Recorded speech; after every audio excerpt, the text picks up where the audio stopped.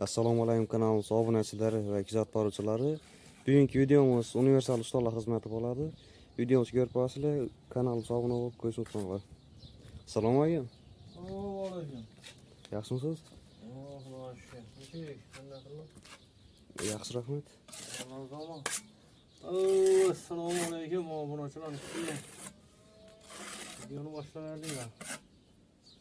Şimdi xizmatlar olib ketdi. Mana buni ko'rib sovuqxona solib o'tdi. Hamma ishlatarlar. Sement bo'laman. Shpaklopka hamma narsa sotiladi universallar. Shunda bu ishlarni nerlarda aytasiz? Xorazm. Shu Iroqda. Qozog'iston. Taraflarda ishlaymiz.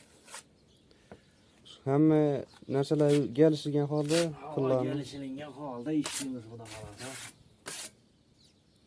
telefon bilan ekran yuzida yozib qoldiramiz. Telefon nomerlari yozib qoldiramiz. Mustalar qaragan insonlar bo'lsa bemalol Chiqishlari uchun. chiqishlari mumkin. Sifatli ishlaydi, ishlarni ko'ringlar. Sifatli ishlaylar, sifatli.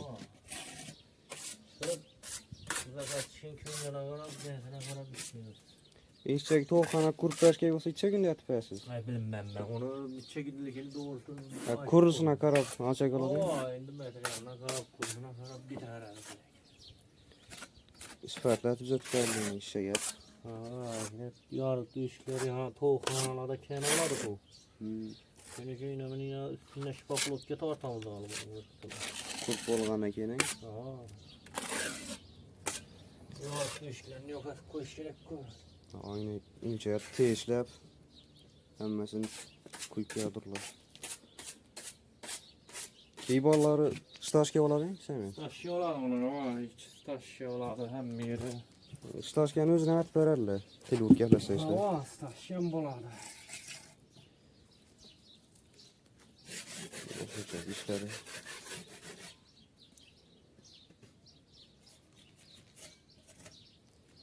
Yaxshi sonda, sog' bo'ling. Yaxshi. Videoni like bas, kanalga obuna bo'lib qo'yishni unutmanglar.